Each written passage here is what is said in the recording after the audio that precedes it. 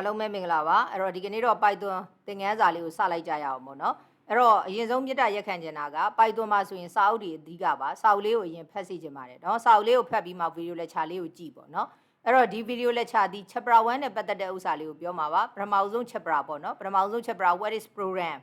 ဒီဟာနဲ့သက်ဆိုင်တဲ့အကြောင်းအရာလေးတွေပြောသွားမှာဖြစ်ပါတယ်ဒါကြောင့်မလို့ဒီ video lecture လေးကိုမကြည့်ခင်မှာ what is program ဆိုတဲ့အခန်းလေးပေါ့နော်အဲ့ဒါလေးကိုအရင်ဆုံးပြီးအောင်စာအုပ်ထဲကနေပြီးတော့ဖတ်ပါပြီးရင်အဲ့ထဲမှာပါတဲ့လေ့ကျင့်ခန်းလေးတွေကိုအရင်ဆုံးစူးစမ်းပြီးတော့လုပ်ကြည့်ပါလုပ်ကြည့်ပြီးဆိုမှ video lecture လေးကိုကြည့်ပေးပါเนาะစာအုပ်လေးကိုအရင်ဖတ်ပေးပါကဲအဲ့တော့ကျမတို့ video lecture လေးကိုဆက်သွားလိုက်အောင်เนาะအဲ့တော့ Python စာအုပ်လေးထဲမှာလည်းတခါတည်းဒီမှာအစမှာကလေးကရေးထားပေးပါတယ်เนาะဒီမှာဒီမျက်နှာလေးမှာကလေးကရေးပေးထားပါတယ်เนาะ self study လုပ်စေခြင်းတဲ့အတွက်ကြောင့်မလို့ဘာကိုရင်လုပ်မလဲဆိုတဲ့အခါကျစာအုပ်လေးကိုဒီမှာစာအုပ်လေးကိုရင်ဖတ်ပေးပါပြီးမှလေ့ကျင့်ခန်း video lecture ကိုကြည့်ပါလို့အကြံပြုထားပါတယ်နော်ဒါကြောင့်မလို့ chapter 1လေးကိုရင်ပြီးအောင်ဖတ်ပါဖတ်လို့ပြီးပြီဆိုကမှနော်လေ့ကျင့်ခန်းလေးတွေ chapter 1နဲ့ပတ်သက်တဲ့လေ့ကျင့်ခန်းလေးတွေလုပ်လို့ပြီးပြီဆိုကမှနော်ဒီ video lecture လေးကိုဆက်ကြည့်ပေးပါနော်ကဲအဲ့ဒါဆိုရင်ပထမသင်ခန်းစာလေးသွားလိုက်ရအောင် what is program ပေါ့နော် what is program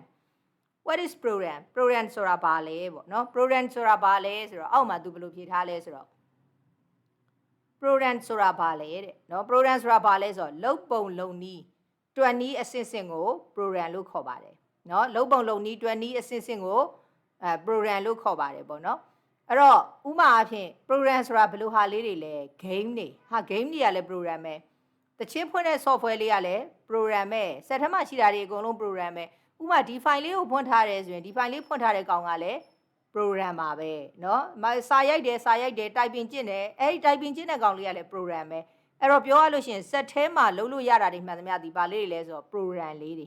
เนาะ program လေးတွေဥပမာ game ဆိုလို့ရှိရင် game တစ်ခုကစားမယ်ဆိုအဲ့ဒီ game လေးကိုဖွင့်လိုက်တာနဲ့ဘာလုပ်ရမယ်ဆိုတဲ့အဆင့်ဆင့်လေးတွေသွားတာအဲ့ဒီလိုလုပ်ပုံလုပ်နည်းအဆင့်ဆင့်ကိုဘာလို့ခေါ်လဲဆိုတော့ program လို့ခေါ်ပါတယ်အလွယ်အားဖြင့်ပြောကြည့်မယ်ဆိုရင်တော့ကွန်ပျူတာကိုဖွင့်လိုက်တယ်ဆိုရင်အဲ့ဒီကွန်ပျူတာထဲမှာရှိသမျှဟာတွေအားလုံးတချင်းဖွင့်တဲ့ဟာစာရိုက်တဲ့ဟာ game ကစားတဲ့ဟာเนาะနောက်တစ်ခုစာသင်တဲ့ဟာနောက်တစ်ခု Zoom meeting လိုမျိုးဟာအဲ့ဒါတွေအားလုံးဒီဘာတွေကြည့်ပဲလဲဆိုရင် program တွေကြည့်ပါပဲအဲ့တော့ program ဆိုတာဘာလဲဆိုတာနားလည်လိမ့်မယ်နဲ့တူပါတယ်เนาะအဲ့တော့ set ထဲကိုဖွင့်လိုက်တယ်ဆိုရင် set ထဲမှာရှိသမျှဟာတွေအားလုံးဒီ program တွေကြည့်ပဲเนาะ program တွေကြည့်ပဲအဲ့တော့ game တစ်ခုကစားမယ်ဆိုဟာ game လေးစဖွင့်တာနဲ့ဘာစလုပ်ရမလဲဟဟလားအတန်ဖွင့်ပိတ်ရွေးရမှာလားเนาะနောက်တစ်ခုကကျတော့ဘာလေးစလုပ်ရမှာလဲအဲ့လိုလုပ်ပုံလုပ်နည်းအဆင့်ဆင့်ပဲဒါကြောင့် program ဆိုတာဒီလုပ်ပုံလုပ်နည်းအဆင့်ဆင့်ကို program လို့ခေါ်ပါတယ်တဲ့เนาะနောက်တစ်ခုဒီမှာ variables အဲ့တော့ဒီစာဒါလေးတွေကိုဖတ်ပြီးပြီလို့ထင်ပါတယ်เนาะဖတ်ပြီးပြီဆိုရင်တော့သဘောပေါက်လောက်ပါပြီအဲ့တော့ဒီ video lecture လေးဒီစာရှင်းတယ်ဆိုတာထက်ဒီစာအုပ်ကိုဖတ်လိုက်တဲ့အချိန်မှာနားလည်သလားမလည်ဘူးလားဆိုတာလေးကိုပြန်နှွှေးပေးတဲ့ပုံစံမျိုးလေးပဲသွားပါမယ်เนาะအဲ့တော့ variable ဆိုတာဘာလဲဆိုတော့ဒီမှာနမူနာပြထားတယ်9နဲ့2နဲ့ပေါင်းမယ်တဲ့အဲ့ဒါဆိုရင် तू ဘယ်လိုတွက်လဲ9ကိုစိတ်ထဲမှာမှတ်လက်နှချောင်းထောင်း9ပြီးတော့8ပြီးတော့9ဟော9ကိုစာအုပ်ထဲမှာအဖြေချရေးပေါ့เนาะအဲ့လိုသွားတယ်အဲ့တော့9ကိုစိတ်ထဲမှာမှတ်ဆိုတာ9ကိုဘာလုပ်လိုက်တာစိတ်ထဲမှာသိမ့်လိုက်တာလက်နှချောင်းထောင်ဆိုတာ2ကိုလက်မှာသိမ့်လိုက်တာအဲ့တော့9ကိုစိတ်ထဲမှာသိမ့်တယ်2ကိုလက်မှာသိမ့်တယ်ဟာ9နဲ့2နဲ့ပေါင်း9ဟော9ကိုဘယ်မှာရေးတော့စာအုပ်မှာအဖြေရေးတယ်အဲ့ဒါဆိုတာစာအုပ်မှာသိမ့်တာအဲ့တော့စိတ်မှာသိမ့်တာတစ်ခုလက်မှာသိမ့်တာတစ်ခုစာအုပ်ထဲချရေးတာတစ်ခုဆိုတော့စုစုပေါင်းသိမ့်ဖို့နေရာ3နေရာလိုပါတယ်အဲ့တော့ကွန်ပျူတာအနေနဲ့ပြောမယ်ဆိုရင်တော့ကွန်ပျူတာမှာဆိုလို့ရှိရင်သိမ့်ဖို့နေရာလေးတွေကိုဘာလို့ခေါ်လဲဆိုတော့ variable လို့ခေါ်ပါတယ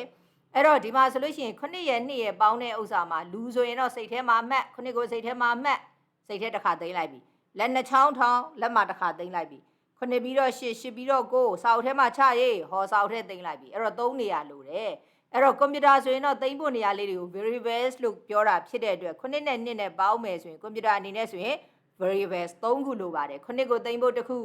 2ကိုသိမ့်ဖို့တစ်ခု9နဲ့2နဲ့ပေါင်းလို့ရတဲ့9ကိုသိမ့်ဖို့တစ်ခုဆိုပြီးတော့စုစုပေါင်း variables ဘယ်နှခုလိုလဲဆိုတော့ variables 3ခုလိုပါတယ်တဲ့เนาะအဲ့တော့ variable ဆိုတာဘာလဲတဲ့เนาะ variable ဆိုတာဘာလဲဆိုတော့သိမ့်ဖို့နေရာလေးတွေအဲ့တော့ variable လေးတွေမှာလည်းအမည်ပေးရတယ်ဥမာအဖြစ်ပြောမယ်ဆိုရင်တော့စာသင်ခန်းထဲမှာကျောင်းသားတွေအများကြီးရှိတယ်ဆိုကြပါစို့စာသင်ခန်းတစ်ခန်းထဲမှာကျောင်းသားတွေအယောက်20လောက်ရှိတယ်အဲ့ဒီကျောင်းသားရောက်20လောက်ထဲကနေပြီးတော့အောင်ခေါ်ခြင်းလဲဆိုအောင်ဆိုပြီးသူ့နာမည်လေးနဲ့လှမ်းခေါ်ရတယ်အဲ့ဒါဆိုအောင်ကသိပြီသူ့ကိုခေါ်တယ်ဆိုတာသိပြီเนาะမဟုတ်ဘူးဆိုလို့ရှိရင်ကျောင်းသားအယောက်20ထဲကနေဘသူ့ကိုခေါ်လို့ခေါ်ကြောင်းမှ သိမှာမဟုတ်ဘူးဆိုကြပါစို့အရက်ရှည်ရှည်နဲ့အသားဖြူဖြူနဲ့ဒီလိုတွေပြောရင်အရက်ရှည်ရှည်အသားဖြူဖြူတွေအများကြီးရှိနိုင်တယ်လေနော်အဲ့တော့ဘာလေးနဲ့ခေါ်လဲဆိုလို့ရှိရင်နာမည်လေးနဲ့ခေါ်တယ်ဟုတ်တယ်မလားចောင်းသားတွေအများကြီးရှိတယ်အဲ့ဒီចောင်းသားတွေအများကြီးတဲ့တယောက်ကိုခေါ်ခြင်းနာမည်လေးနဲ့ခေါ်တယ်အဲ့ဒီလိုပဲ variables လေးတွေမှာဆိုရင်ဘာလို့ရလဲဆိုတော့အမည်ပေးရတယ်အဲ့တော့ကလေးတွေမှာဆိုလို့ရှိရင်ចောင်းသားလေးတွေကလေးလေးတွေမှာဆိုအမည်ဘယ်သူကပေးလဲမိဘကပေးတယ်ဘယ်လိုပေးလဲသူကြိုက်တဲ့နာမည်ပေးတာပဲနော်သူကြိုက်တဲ့နာမည်ပေးတာပဲဒါပေမဲ့လို့လူတွေမှာနာမည်ပေးမယ်ဆိုလို့ရှိရင်တော့ဟုတ်လားဘယ်လိုနာမည်လေးတွေပေးလိပေးထရှိသလဲဆိုတာဒါမျိုးလေးရှိတာပေါ့နော်အဲ့ဒီလိုပါပဲတဲ့ variables နော် variables နဲ့လည်းကိုကြိုက်တဲ့နာမည်ပေးလို့ရတယ်ဒါပေမဲ့လို့ဘယ်လိုပေးရမှာလဲစီးမြင်စီကံတွေကနေပေးရပါမယ်တဲ့နော်အဲ့တော့စီးမြင်စီကံတွေကဆိုတော့ဘယ်လိုစီးမြင်စီကံတွေရှိလဲ variables ရဲ့အမည်မှာဘာတွေပါလို့ရတယ်လဲဘာတွေပါလို့ရလဲဆိုတော့ lower case လို့ခေါ်တဲ့ ABCD အသေးလေးတွေနဲ့ရေးတာလေးတွေပါလို့ရတယ် upper case လို့ခေါ်တဲ့ ABCD အကြီးနဲ့ရေးတာလေးတွေပါလို့ရတယ်နောက်တစ်ခု digits လို့ခေါ်တဲ့0 1 2 3 4 5ဒါမျိုးလေးတွေပါလို့ရတယ်နောက်တစ်ခုက underscore ပါလို့ရတယ်အဲ့တော့ဘယ်နှခုပါလို့ရလဲဆိုတော့၄ခုပဲပါလို့ရတယ်เนาะဒီ၄ခုကလွဲပြီးပါလို့မရအောင်เนาะ lower case ABCD အသေး upper case ABCD အကြီးနောက်တစ်ခုကကျတော့0 to 9 digit เนาะနောက်တစ်ခု underscore ဒါလေးတွေပါလို့ရတယ်ဒီ၄ခုကလွဲပြီးပါလို့မရဘူးဆိုတော့ variable name မှာ space ချလို့ရမလားမရဘူးလေဘာလို့ဆို तू ပြောလို့ရတာကိုနိုင်က ABCD အကြီးအသေးရယ်0 to 9ရယ် underscore ရယ်ပဲပါလို့ရတယ်လို့ပြောထားတာ space ပဲပါလို့ရမှာလေเนาะအဲ့တော့ variable name လေးတွေဒီ space ချလို့မရဘူးအဲ့ဒီ variables name လေးတွေထဲမှာအဲ့ဒီ variables name လေးတွေမှာအပေါင်းတွေအနှုတ်တွေအမြောက်တွေအစားတွေပါလို့ရလားမရဘူး question mark ပါလို့ရလားမရဘူးဘာလို့ဆိုပါလို့ရတာကABCD အသေးပါလို့ရတယ် ABCD အကြီးပါလို့ရတယ်เนาะနောက်တစ်ခုက0 to 9ခဏလေးတွေပါလို့ရတယ် underscore ဒီလေးမျိုးပဲပါလို့ရတယ်အဲ့တော့ space တွေပါလို့မရဘူးပေါင်းလို့မြောက်စားတွေပါလို့မရဘူး question mark လေးတွေပါလို့မရဘူးဆိုလိုတာဒီလေးမျိုးကလွဲပြီးတော့တစ်ခုမှပါလို့မရဘူးเนาะနောက်တစ်ခုကကျတော့ဘာနဲ့စလို့မရဘူးလဲဆိုတော့0 to 9နဲ့စလို့မရဘူးတဲ့ဥမာအားဖြင့်1 num ဒီလိုပေးလို့မရဘူး1ဆိုရဲ digit ကြီးနဲ့စလို့မရဘူးအဲ့ဒီ digit ဒီနောက်ကလိုက်လို့တော့ရတယ်ရှေ့ဆုံးစလုံးဖြစ်လို့မရဘူးဆိုလိုတာကเนาะအဲ့တော့ဘယ်ကောင်နေနဲ့စလို့ရလဲဆိုတော့ ABCD ၄ခုပါလို့ရတဲ့ထဲက digit နဲ့စလို့မရဘူးလို့ပြောတဲ့အတွက် ABCD အသေးအကြီးနဲ့စလို့ရတယ်နောက်တစ်ခုကကျ underscore နဲ့စလို့ရတယ်ဒီကောင်နေနဲ့စလို့ရတယ်0 to 9နဲ့စလို့မရဘူးစပြီးပြီဆိုရင်တော့နောက်ကဒီလေးမျိုးလိုက်လို့ရတယ်ပေါ့နော်နောက်တစ်ခုကကျတော့ Python ကသတ်မှတ်ထားတဲ့စကားလုံးတွေဖြစ်လို့မရပါဘူးတဲ့အဲ့တော့ Python ကသတ်မှတ်ထားတဲ့စကားလုံးတွေဆိုတာဘာလဲဆိုတာတဖြည်းဖြည်းချင်းနဲ့သိသွားလိမ့်မယ်အဲ့တော့သိထားမှာကတော့ Python ကကြိုတင်သတ်မှတ်ထားတဲ့စကားလုံးတွေသုံးလို့မရဘူးနောက်တစ်ခုအမည်ဟာကြိုက်တဲ့လောက်ရှည်လို့ရတယ်ဥပမာအဖြစ် variable name ကို AB လို့ပေးရင်2လုံးပေါ့အဲ့လိုမျိုးပဲ NAME name လို့ပေးလိုက်လို့ရှိရင်4လုံးပေါ့ STUDENT NAME name ဒါဆိုရင်ရှည်ကြီးပဲစသဖြင့်နော်အမည်ဒီကိုကြိုက်တဲ့လောက်ရှည်လို့ရပါတယ်အဲ့ဒါဆိုရင်ပြန်ပြောရမယ်ဆိုရင်တော့နော်ခုနှစ်နဲ့နှစ်နဲ့ပေါင်းတယ်ခုနှစ်ကိုစိတ်ထဲမှာမှတ်လက်နှချောင်းထောင်းခုနှစ်ပြီးတော့8ပြီးတော့9ဆိုတော့ဟာသိမ့်ဖို့နေရာဘယ်နှနေရာလို့လဲသိမ့်ဖို့နေရာ3နေရာလို့တယ်အဲ့တော့ variable ဘယ်နှခုကျင်ကြမလဲ variable 3ခုကျင်ကြမယ်အဲ့တော့ variable လေးတွေဆိုရင်ဘာလို့ရလဲအမည်ပေးရတယ် variable လေးတွေကိုအမည်ပေးခြင်းနဲ့ဆိုရင်ဒီစီးမြင့်စည်းကမ်းနဲ့ပေးလို့ရတယ်ဘယ်စီးမြင့်စည်းကမ်းလဲ ABCD အသေးအကြီးရဲ့0 to 9ရဲ့ underscore ရဲ့ဒါပဲပါလို့ရတယ်အဲ့ထက်က0 to 9နဲ့စလို့မရဘူးအမည်ဒီကြိုက်တဲ့လောက်ရှည်လို့ရပါတယ်အဲ့တော့အောက်မှာဆက်ပြောထားတာလေးကြည့်မယ်ဆိုရင်ခုနှစ်ကိုသိမ့်ဖို့တနေရာနှစ်ကိုသိမ့်ဖို့တနေရာကိုသိမ့်ဖို့တနေရာဆိုစုစုပေါင်း variable 3ခုလို့တယ်ဒါကြောင့်မလို့ခုနှစ်ကိုသိမ့်ဖို့ variable လေးကို number 1လို့ပေးလိုက်တယ်ဟော number 1လို့ပြောလိုက်တော့ NUMBER ဆိုတာ ABCD အသေးဟုတ်တယ်မလား1ဆိုတာက digit ဟောသူ့စီမင်းစည်းကမ်းနဲ့ရပဲပြီးတော့ဗာနဲ့စထားလဲ digit နဲ့မစဘူး ABCD တဲ့က letters နဲ့စထားတယ်ဆိုတော့ဒါဒီ variable နဲ့မှန်တာပေါ့အဲ့တော့ number 1လို့အမည်ပေးလိုက်တယ်အဲ့ဒီ number 1နဲ့ကိုဘယ်လောက်သိမ်းလိုက်တယ်9သိမ်းလိုက်တယ်ဆိုတာ number 1နဲ့ကို9သွားထည့်လိုက်တာเนาะအဲ့တော့ number 1နဲ့ကို9ထည့်လိုက်တယ်အဲ့လိုပဲနောက်တစ်ခုက2သိမ်းမယ်ဆိုတော့ number 2 stay ကို2လေးသွားပြီးတော့သိမ်းလိုက်တယ်အဲ့တော့နောက်တစ်ခုကကျတော့သူတို့နှစ်ခုပေါင်းလို့ရတဲ့အဖြေဆိုတော့ variable name ကို answer လို့ပေးလိုက်တယ်တကယ်တမ်းတော့ကိုကြိုက်တဲ့နာမည်ပေးလို့ရပါတယ်เนาะအဲ့တော့ answer တွေကို number 1နဲ့ number 2နဲ့ပေါင်းလို့ရတဲ့အဖြေကို answer တွေကိုသွားသိမ်းလိုက်တယ်အဲ့တော့ဒီမှာ variable ဘယ်နှခုသုံးသွားလဲဆိုတော့ variable 3ခုသုံးသွားပါတယ်အဲ့ဒါတော့ number 1ရဲ့ number 2ရဲ့နောက်တစ်ခုက answer ရဲ့ဆိုပြီးတော့ variable လေး3ခုသုံးသွားတယ်ပေါ့เนาะဒါစီမင်းစည်းကမ်းနဲ့ကိုက်ညီအောင်ပေးထားတာပေါ့เนาะအဲ့တော့အောက်မှာသူ သူကပြောထားတယ် variable name ဆိုတာတဲ့စီမျက်စိကအနေနဲ့ကိုက်ညီရင်ကိုပေးချင်တာပေးလို့ရတယ်တဲ့ဒါပေမဲ့နဲ့လို့တဲ့ variable name ကဘာဖြစ်တဲ့ဟာပဲပေးတင်လဲဆိုတော့ဒီမှာပြောထားပါတယ်အဓိပ္ပာယ်ရှိတဲ့အမည်ပေးတာပိုကောင်းပါတယ်တဲ့အဓိပ္ပာယ်ရှိတဲ့အမည်ဆိုတာခုနကြည့်လိုက်လို့ရှိရင် number 1ဆိုတော့ raw ကဏ္ဍနံပါတ်1ဟောအဓိပ္ပာယ်ရှိတယ် number 2ကဏ္ဍနံပါတ်2အဓိပ္ပာယ်ရှိတယ်ဟာ answer ဆိုတော့ဘာသိမ့်ပါလဲအဖြေသိမ့်ပါအဓိပ္ပာယ်ရှိတယ်အဲ့ဒီလိုအဓိပ္ပာယ်ရှိတဲ့နာမည်လေးတွေပေးတာပိုကောင်းပါတယ်တဲ့ဥပမာအနေနဲ့ပြောမယ်ဆိုရင် an လို့ပေးလိုက်တယ် an လို့ပေးလိုက်ရင် an ကြီးသည်ဘာကြီးမှမသိအဲ့တော့ an လို့ပေးတယ်ဆိုရင်အဲ့ဒီ an သည်ဘာကြီးလဲမသိဘူးဒါမှမဟုတ် name name လို့ပေးလိုက်ရင်တော့အော်ဒါနာမည်ကိုပြောတာပဲအဲ့ဒါဟိုမှထပ်ပြီးတော့ဘာလို့ပေးမလဲဆိုတော့ student name လို့ပြောလိုက်ရင်အော်ဒါကျောင်းသားနာမည်ကိုသိမ့်ပါပဲဆိုတာတန်းသိတယ်နော်ဒါကြောင့်မလို့ variable name လေးတွေသည်စီမင်းစည်းကမ်းတို့ကပေးတာမှန်တယ်ရှည်ကျင်တဲ့လောက်ရှည်လို့ရတယ်ဒါကြောင့်မလို့ဘာဖြစ်တဲ့နာမည်လေးတွေပေးတာအကောင်းဆုံးလဲဆိုရင်အဓိပ္ပာယ်ရှိတဲ့နာမည်လေးတွေပေးတာအကောင်းဆုံးပဲ and ထက်ကို name ကပို့ပြီးအဓိပ္ပာယ်ရှိတယ် name ထက်ကို student name ကပို့ပြီးတော့အဓိပ္ပာယ်ရှိတယ်အဲ့တော့ဒီမှာ student name ကိုကြည့်လိုက်လို့ရှိရင် student name student ရဲ့ name ရဲ့ဆိုပြီးတော့နှစ်ခုပါတယ်စကားလုံးလေးနှလုံးပါတယ်ဒါမှမဟုတ်အဲ့နှလုံးဒီမှာ space ချလို့မရဘူးဘာလို့ဆိုတော့ variable name ဆိုတာဒီ space ချလို့မရဘူးနော် space ချလို့မရဘူးဘာလို့ဆိုတော့ variable name ထဲမှာပါလို့ရတာက ABCD ဆိုရဲခေါ်တဲ့ letters အကြီးအသေးနောက်တစ်ခု0 to 9 digit เนาะ underscore ဒါပဲပါလို့ရတယ်အဲ့တော့ space ချလို့မရဘူးအဲ့တော့ space ချလို့မရတော့ဘာပြဿနာလေးတွေတက်လဲဆိုတော့ဖတ်ရတာခက်တဲ့ပြဿနာလေးတွေတက်တယ်တဲ့ဥမာနမူနာအနေနဲ့ကြည့်မယ်ဆိုရင်ဒီကောင်ကိုဖတ်ဆိုရင်ရုပ်တရက်ဘယ်နေရာဖြတ်ဖတ်လို့ဖတ်ရကြအောင်မသိเนาะဒါကြီးကိုဟာဘာဖတ်ရမှာလဲတကယ်တော့ရေးထားတာက lunch of lake ဒီလိုရေးထားတာဒါမှမဟုတ်အကုန်လုံးကပူးရေးထားတာဆိုတော့ကြည့်လိုက်လို့ရှိရင်ဟာဘယ်နေရာတစ်ဖြတ်ဖြတ်ပြီးဖတ်ရမှာပါလဲဆို तू မသိတော့စဉ်းစားနေရပြီဖတ်ရုပ်တရက်မြန်မြန်မဖတ်နိုင်ဘူးပေါ့နော်အဲ့တော့အဲ့ဒါကိုရုပ်တရက်မြန်မြန်ဖတ်နိုင်အောင်တဲ့ဘယ်လိုပေးမလဲဆိုတော့ဒီမှာဆိုရင် student father name ဆိုရင်ဒီလိုမရေးဘဲနဲ့ she a student ဒီတိုင်းလေးရေးနောက်ကလာတဲ့စကားလုံးတစ်ခုဖြစ်တဲ့ father မှာ what တစ်ခုဖြစ်တဲ့ father မှာ f ကိုကြီးနဲ့ရေးလိုက်တယ်နောက်က name မှာ n ကိုကြီးနဲ့ရေးလိုက်တယ်ဆိုဟောဖြတ်ဖတ်ရတာလွယ်သွားပြီဘယ်နေရာဖြတ်မလဲစဉ်းစားကြရမလို့စကားလုံးအကြီးနေရာဖြတ်ဖတ်လိုက်အောင်မယ်နော်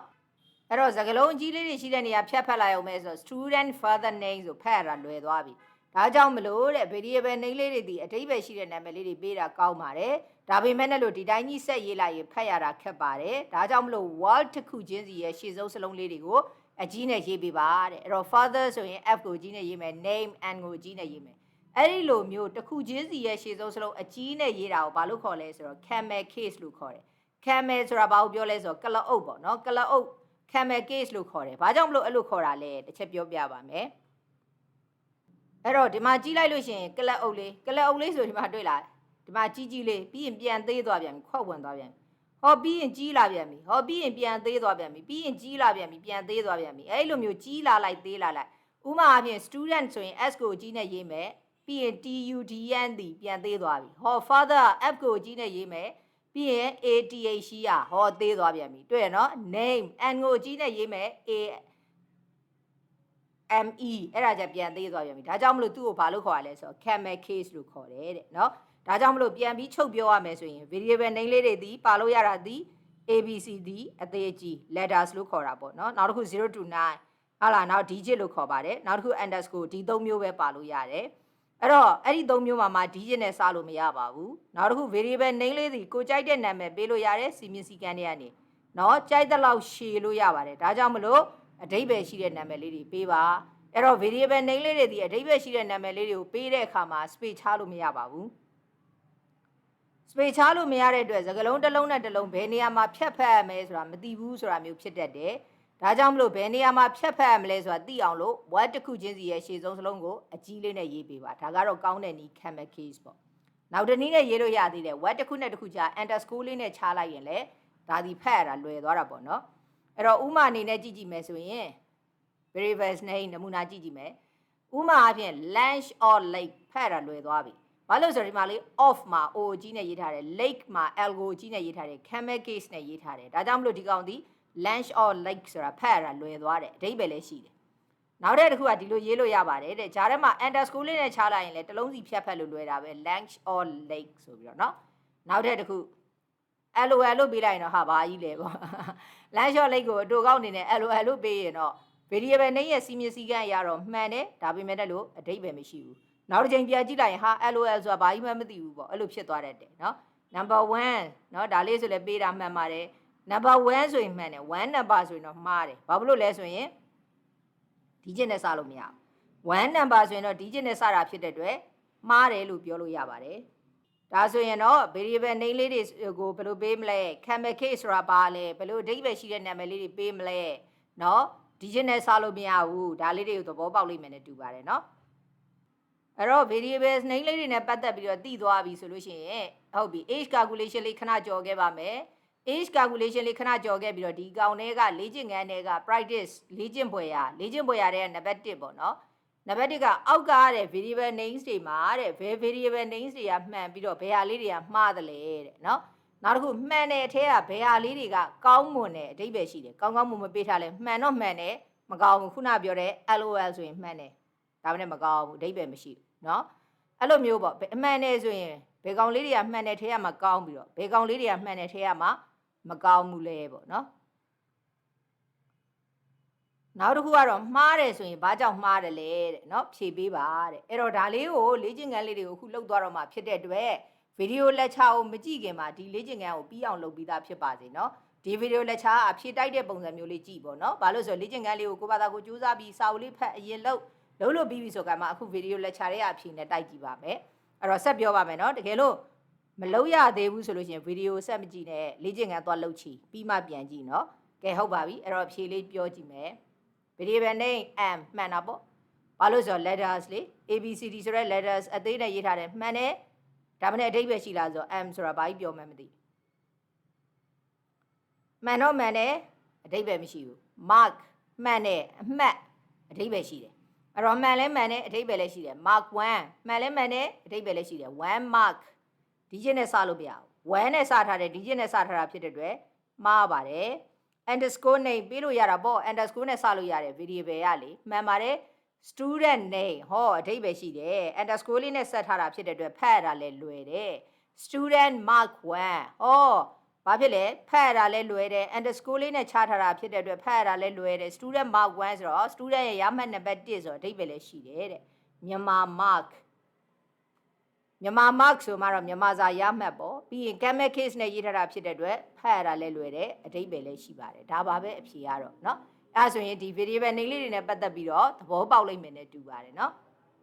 ကဲအဲ့ဒါဆိုရင် variable name နဲ့ပတ်သက်တာလေးတွေရသွားပြီဆိုတော့ program ဆိုတာဘာလဲဆိုတာလေးကိုဆက်သွားပါမယ်အဲ့ဒါလေးကိုတော့နောက်လက်ချာကြမှာပဲဆက်သွားပါမယ်အဲ့တော့လက်ချာတွေ video လက်ချာလေးတွေမကြည့်ခင်မှာစောက်တဲ့ဟာလေးတွေဖတ်ပြီးတော့လေ့ကျင့်ခန်းလေးတွေကိုပြီးအောင်လုပ်ထားပါကျေးဇူးတင်ပါတယ်နောက်လက်ချာကြမှာပဲတွေ့ကြပါမယ်